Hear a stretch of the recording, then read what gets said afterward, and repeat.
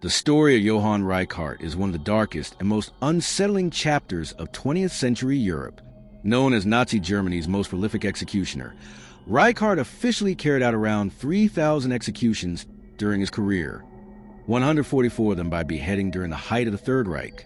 What makes the story even more chilling is the cold, mechanical efficiency with which he performed his role, and the disturbing image of him giving the Nazi salute before executions. Born in 1893 in Bavaria, Reichhart came from a long lineage of executioners. The profession had passed down through generations in his family, a grim inheritance that bound him to a trade most people could scarcely imagine. In early 20th century Germany, executioners were seen as necessary but socially shunned figures, men who carried out the final judgment of the state, yet were kept at the edges of society. After Germany's defeat in World War I, and during the turbulent years of the Weimar Republic, Reichhart resumed the family profession. When the Nazis came to power in 1933 under Adolf Hitler, the machinery of state-sanctioned death accelerated dramatically. The regime expanded the use of capital punishment for political crimes, resistance activities, desertion, and even minor offenses deemed threatening to the Reich. Reichhart became the Third Reich's primary executioner.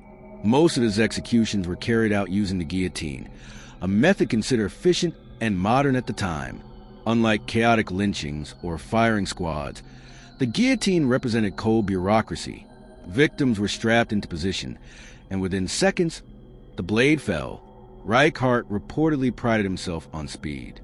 Witness accounts suggest he could perform multiple executions in rapid succession, minimizing delay between sentences.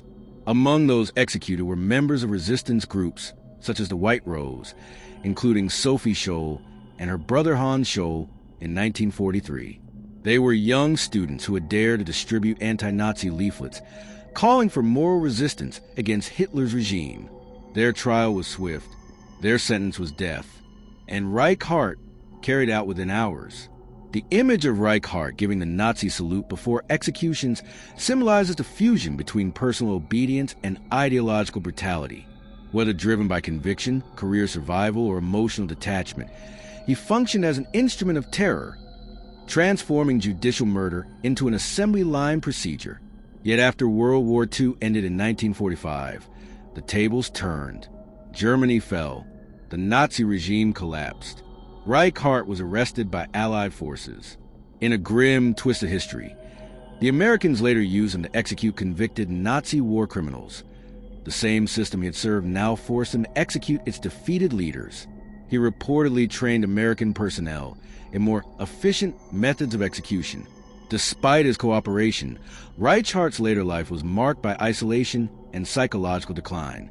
His son reportedly took his own life, allegedly burdened by the family's association with death. Reichhart himself lived quietly until his death in 1972, a man who had taken thousands of lives under the banner of law. Was he a believer in Nazi ideology, or merely a technician of death, hiding behind the excuse of duty? History records him not as a soldier, not as a politician, but as the blade itself, the final motion in a system built on fear. In the end, Johann Reichhart represents a terrifying truth. Evil does not always roar. Sometimes it operates efficiently, on schedule, with paperwork signed and procedures followed.